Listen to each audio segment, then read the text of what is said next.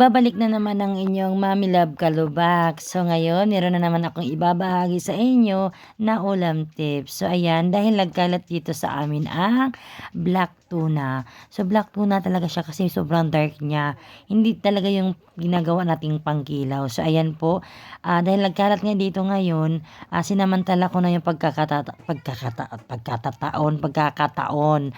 Ano daw? So ayun na nga, hiniwa ko lang siya ng paganyan. So hulaan nyo kung ano ang lulutuin ko.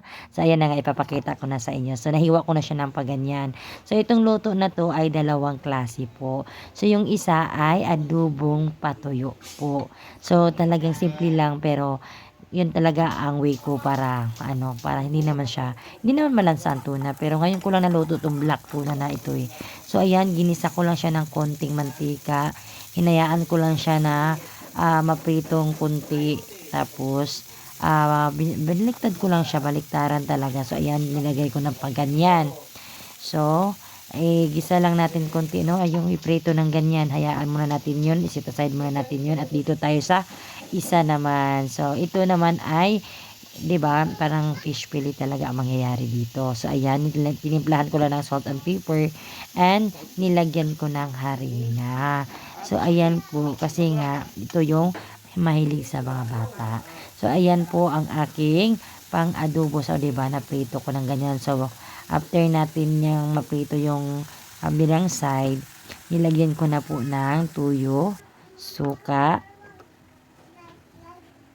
at pamintang powder, at syempre ang ating oyster sauce. So yan talaga ang pinakapantimpla ko, ang oyster sauce. So hindi na talaga ako nagpapawala yan dito sa bahay kasi aywan ko ba, nasanay na ako sa lasa niyan. So ayan, lagyan natin ng garlic powder. So ayan, balikan natin tong ating pang-fillet. So ayan po, nilagyan ko ng isang pirasong itlog lang kasi tipid ulam tips tayo mga mami, diba? So ayan, after nyan, harina, itlog, at ilalagay natin sa ating breadcrumbs. So ayan lang po, i-coat lang po natin sa ating breadcrumbs. So ayan po. So first time ko talagang nagawa to, nagluto ng black tuna. So ayan po talaga, para maiba naman, o diba? So hindi naman maiba, talagang ginagawa na rin naman ng iba to. So ayan, after natin yan, prituhin lang natin isa-isa. So ito na naman yung naibahagi ko sa inyo, ang aking ulam tips, na tipid ulam tips lang din naman siya kasi nagbili lang ako nito ng halagang 150, o diba? So dalawang luto na. So ito sigurado sa mga anak ko to pupunta kasi nga favorite nila yung mga ganitong luto. Bumibili naman talaga ako ng pang fish fillet. Ito yun ang mga hiling ng aking mga anak. So ayan na po, luto na po ang ating black tuna adobo. O diba, amoy pa lang, ulam na talaga. Talagang ulam. Kasi nagluto tayo ng ulam talaga. So ayan po, luto na rin po ang aking fish fillet tuna. O diba, chokom naman yan. Sarap talaga, promise. So, yan po ang maibabahagi ko sa inyo for today's video. So, ayan po mga mami, ang aking black tuna. Oh my God, ang sarap niyan. Sobra.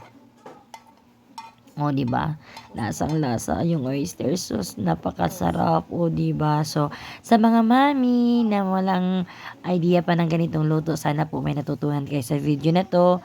Yan po, keep on sharing, like, at marami pa po kayong aabangan na tipid ulam tips na ibabahagi ko sa inyo. So sana po nagustuhan niyo tong video na to. So hanggang sa sunod.